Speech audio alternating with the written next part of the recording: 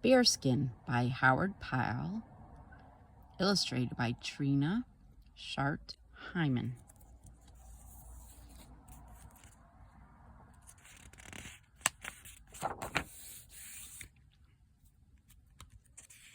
Bearskin.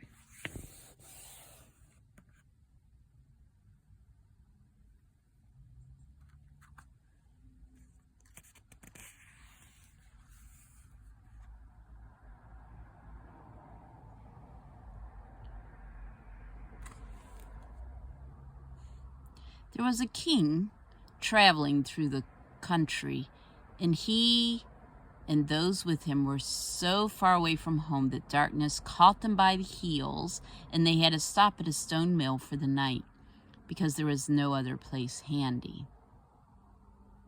While they sat at supper, they heard a sound in the next room. It was a baby crying. The miller stood in the corner in the back of the stove with his hat in his hand. "What is that noise?" said the king to him. "Oh, it is nothing but another baby that the good storks have brought into this house today," said the miller. Now there was a wise man traveling along with the king who could read the stars and everything they told as easily as one can read one's ABCs in a book. Everyone knows them. And for the king, for a bit of a jest, would have him find out what the stars had to foretell for the miller's baby. So the wise man went out and took a peep up in the sky, and by he came in again. "Well," said the king, "what did the stars tell you?" "The stars did tell me," said the wise man, "that you shall have a daughter, and that the miller's baby in the room yonder shall marry her when they are old enough to think of such things." "What?" said the king. "And is the miller's baby to marry the princess that is to come? We'll see about that." So the next day he took the miller aside and talked and bargained and talked until the upshot of the matter was that the miller was paid $200 and the king rode off with the baby.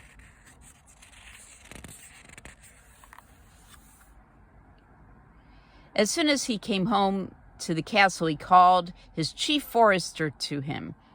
"Here," he said, "take this baby and do thus and so with it. And when you have killed it, bring its heart to me that I may know you have really done as you've been told." So off marched the forester with the baby, but on his way he stopped at home, and there was his good wife working about the house. "Well, Henry," she said, "what are you doing with the baby?" "Oh," he said, "I'm just taking it off to the forest to do thus and so with it." "Come," she said, "it would be a pity to harm the little innocent and have its blood on your hands. Yonder hangs the rabbit that you shot this morning, and its heart will please the king just as well as the other." Thus the wife talked, and the end of the business was that she and the man smeared a basket all over with pitch and set the baby adrift in it on the river. And the king was just as well pleased with the rabbit's heart as he would have been with the baby's. But the basket with the baby in it drifted on and on down the river until it lodged at last among the high reeds that stood by the bank. And by there came a great she-bear to the water to drink, and there she found it. Now the huntsman in the forest had robbed the she-bear of her cubs, so that her heart yearned over the little baby, and she carried it home with her to fill the place of her own young ones. And there the baby throve until he grew to be a big, strong lad. And as he fed upon nothing but the bear's milk for all that time, he was 10 times stronger than the strongest man in the land. Now one day, as he was walking through the forest, he came across a woodsman chopping the tree into billets of wood. And that was the first time he had ever seen a body like himself. So he went back to the bear as fast as he could travel and told her what he had seen. That said the bear, is the most wicked and most cruel of all the beasts. Yes, said the lad, that may be so. All the time I love beasts that like that as I love the food I eat, and I long for nothing so much as to go out into the wide world where I may find others of the same kind. At this the bear saw very well how the geese flew, and that the lad would soon be flitting. That means he'd be leaving soon. See, she said, if you must go out into the wide world, you must. But you will be wanting help before long, for the ways of the world are not peaceful and simple as they are here in the woods. And before you have lived there long, you will have more needs than there are flies in the summer. See, here is a little crooked horn. And when your wants grow many, just come to the forest and blow a blast on it, and I will not be too far away to help you. So off went the lad away from the forest, and all the coat he had on his back was the skin of a bear dressed with the hair on it, and that is why folk called him Bearskin. He trudged along a high road until he came to the king's castle. And it was the same king who thought he had put Bearskin safe out of the way years and years ago.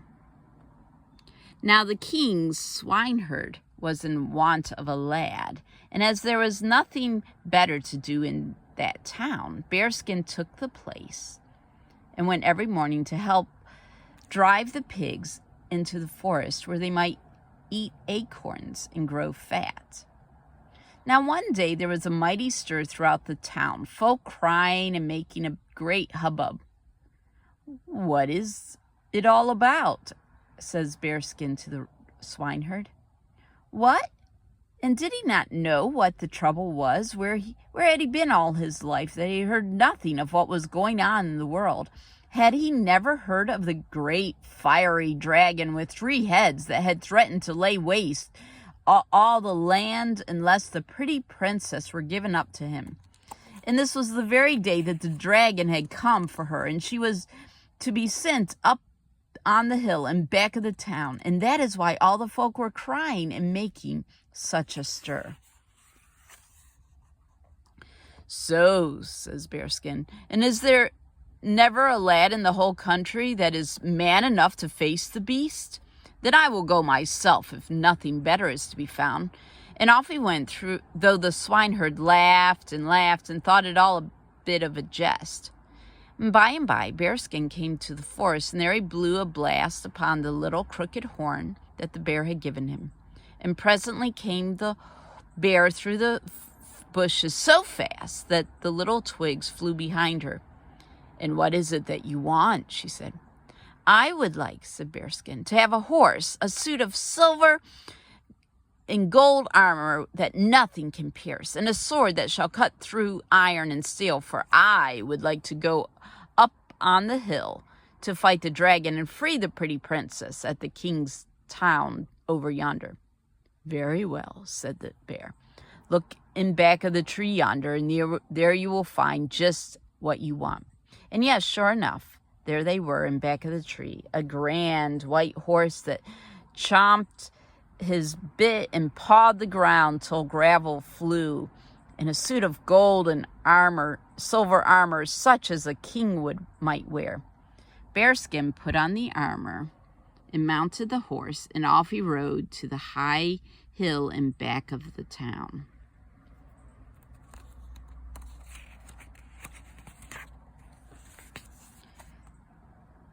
By and by came the princess and the steward of the castle, for it was he who was to bring her to the dragon. But the steward stayed at the bottom of the hill, for he was afraid, and the princess had to climb it alone, though she could hardly see the road before her for the tears that fell from her eyes. But when she reached the top of the hill, she found instead of the dragon a fine, tall fellow dressed in gold and silver armor. And it did not take Bearskin long to comfort the princess, I can tell you. Come, come, he says, dry your eyes and cry no more. All the cakes in the oven are not burned yet. Just go in back of the bushes yonder and leave it to me to talk the matter over with Master Dragon. The princess was glad enough to do that. In back of the bushes she went, and Bearskin waited for the dragon to come. And he had not long to wait either, for presently it came flying through the air so that the wind rattled under his wings.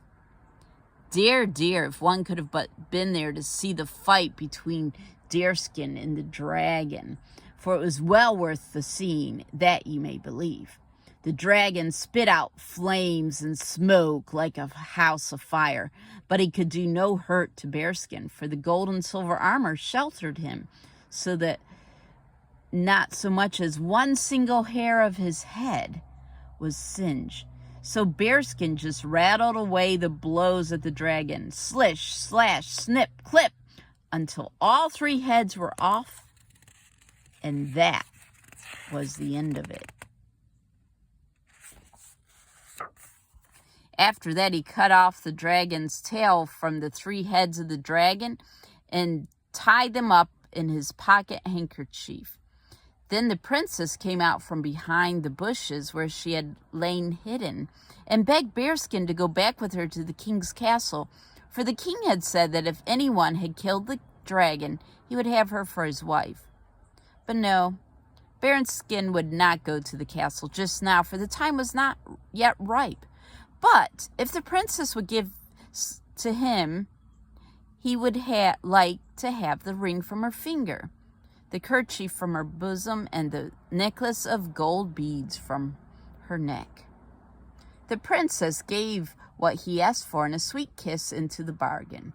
And then Bearskin mounted upon his grand white horse and rode away to the forest. Here is your horse and armor, he said to the bear. They have done good service today, I can tell you. And then he tramped back again to the king's castle with the old Bearskin over his shoulders. Well, said the swineherd, did you kill the dragon? Oh, yes, said Bearskin. I did that, but there is no great thing to do after all. At that, the swineherd laughed and laughed, for he did not believe a word of it. And now, listen to what happened to the princess after Bearskin left her. The steward came sneaking up to see how matters had turned out, and there he found her safe and sound and the dragon dead. Whoever did this left his luck behind him, said he, and he took his sword and told the princess that he would kill her if she did not swear to say nothing of what had happened. And then he gathered up the dragon's 3 heads, and he and the princesses went back to the castle again. There, he said when they came before the king, and he flung down the 3 heads upon the floor. I have killed the dragon, and I have brought back the princess, and now, if anything is to be had for the labor, I would like to have it. And as for the princess, she wept and wept, but she could say nothing. And so it was fixed that she was to marry the steward, for that was what the king had promised.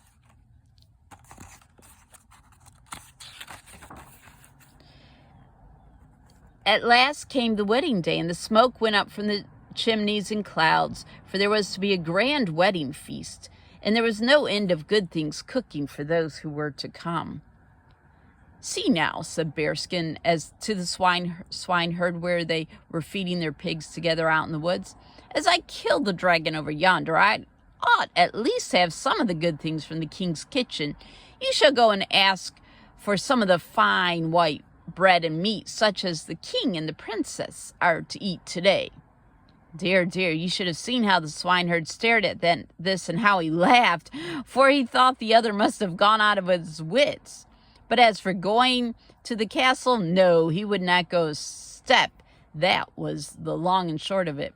So, well, we will see about that, says Bearskin, and he stepped to a thicket and cut a strong, good stout stick, and without another word caught the swineherd by the collar and began dusting his jacket for him until it smoked. "Stop! Stop!" bawled the swineherd. "Very well," said Bearskin, "and now you will go over to the castle for me and ask for some of the same bread and meat that the king and princess are to have for their dinner." Yes, yes, the swineherd would do anything that Bearskin wanted him to. "So good," said Bearskin. "Then just take this ring and see that the princess gets it, and say the lad who sent it would like to have some bread and meat that she is to have for her dinner." So the swineherd took the ring, and off he started to do as he had been told. Rap, tap, tap, he knocked on the door. Well, and what did he want? Oh, there was this lad over in the woods yonder who had sent him to ask for some of the same bread and meat that the king and princess were to have for their dinner, and he had brought this ring to the princess as a token. But how the princess opened her eyes when she saw the ring that she had given Bearskin up on the hill, for she saw as plain as the nose on her face that he who had saved her from the dragon was not so far away as she had thought. And down she went into the kitchen herself to see that the very best bread and meat were sent, and the swineherd marched off with a great basket. "Yes," said Bearskin, "that is very well so far, but I am for having some of the red and white wine that they are to drink. Just take this kerchief over to the castle yonder and let the princess know that the lad whom she gave it to upon the hill in the back of the town would like to have a taste of the wine that she and the king are to have at the feast today." Well, the swineherd was for saying no to this as he had been to the other, but Bearskin just reached his hand over toward the stout stick that he had used before, and the other started off as though the ground were hot under his feet. And what was the swineherd wanting this time? That was what they said over at the castle. "The lad with the pigs in the woods yonder," says the swineherd, "must have gone crazy, for he sent this kerchief to the princess and says that he would like to have a bottle or two of wine that she and the king are to drink today." When the princess saw her kerchief again, her heart leaped for joy, and she made no two words about the wine, but went down to the cellar and brought them up with her own hands, and the swineherd marched off with it tucked under his coat. "Yes, and that is all very well," said Bearskin. "I am satisfied so far as the wine is concerned, but now I would like to have some of the sweetmeats that they are to eat at the castle today. Here is a necklace of gold beads. Just take it to the princess and ask for some of the sweetmeats, for I will have them." And this time he had only to look toward the stick, and the other started off as fast as he could travel. The swineherd had no trouble with this asking than the others, for the princess went downstairs and brought the sweetmeats from the pantry with her own hands, and the swineherd carried them back to Bearskin, where he set out in the woods with the pigs. And then Bearskin spread out the good things, and he and the swineherd sat down to feast together, and a fine one it was, I can tell you. "And now," said Bearskin, when they had eaten all that they could, "it is time for me to leave you, for I must go and marry the princess." So off he started, and the swineherd did nothing but stand and gape after him with his mouth open, as though he were set to catch flies. But Bearskin went straight to the woods, and there he blew upon his horn, and the bear was with him as quickly this time as the last. "Well, what do you want now?" she said. "This time," said Bearskin, "I want a fine suit of clothes made of gold and silver cloth, and a horse to ride up to the king's house, for I'm going to marry the princess." Very well. There was what he wanted in the back of the tree yonder, and it was a suit of clothes fit for a great king to wear, and a splendid dapple gray horse with a gold saddle and bridle studded all over with precious stones. So Bearskin put on the clothes and rode away, and a fine sight he was to see, I can tell you. And how the folks stared as he rode up to the king's castle, And out came the king along with the rest, for he thought that Bearskin was some great lord. But the princess knew him the moment she set eyes upon him, for she was not likely to forget him so soon as all that. The king brought Bearskin into where they were feasting and set a place for him alongside himself. And the steward was there, along with the rest. "See," said Bearskin to him, "I have a question to put. One killed a dragon and saved a princess, but another came and swore falsely that he did it. Now what should be done to such a one?" "Why, this," said the steward, speaking up as bold as brass, for he thought he would face the matter down. "He should be put in a cask, stuck all around with nails, and dragged behind 3 wild horses." "Very well," said Bearskin. "You have spoken for yourself, for I killed the dragon up on the hill behind the town, and you stole the glory of doing it." "That is not so," said the steward, "for it is I who brought home the 3 heads of the dragons in my own hand. And how can that be with the rest?" Then Bearskin stepped to the wall where hung the 3 heads of the dragons, and he opened the mouth of each. "And where," he said, "are the tongues?"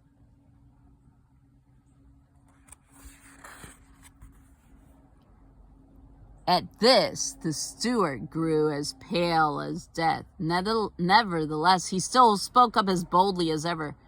"Dragons have no tongues," he said, but Bearskin only laughed. And he untied his handkerchief before them all, and there were the 3 tongues. And he put 1 in each mouth, and they fitted exactly. And after that, no one could doubt that he was the hero that had really killed the dragon. So when the wedding came, it was Bearskin and not the steward who married the princess. What was done to the steward, you may guess for yourselves. And so they had a grand wedding, but in the very midst of the feast, one came running in and said there was a great brown bear outside who would come in willy-nilly. Yes, and you might guess it right. It was the great she-bear. And if no one else had made so much of it at the wedding, you can depend upon it that it was she. Now, as for the king, he was satisfied that the princess had married a great hero. So she had.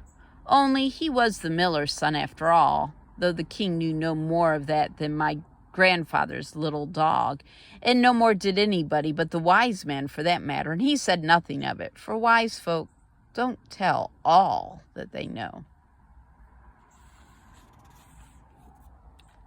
The end.